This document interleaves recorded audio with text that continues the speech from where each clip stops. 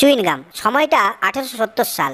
Thomas Adam নামের এক ভদ্রলোক দক্ষিণ আমেরিকা থেকে আনা কিছু চিকল গাছের রস নিয়ে পরীক্ষা করছিলেন। তার লক্ষ্য ছিল একে রবারের বিকল্প হিসাবে ব্যবহার করা, কিন্তু অনেক পরীক্ষা নিরীক্ষা করেও তিনি ব্যর্থ হলেন।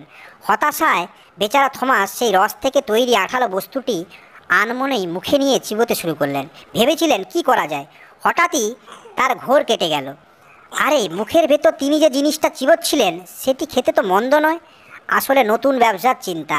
ফলে অ্যাডাম নিউ ইয়র্ক নাম্বার 1 হচ্ছে বিশ্বের প্রথম বাণিজ্যিক ভিত্তিতে বাজারকৃত চুইনগাম।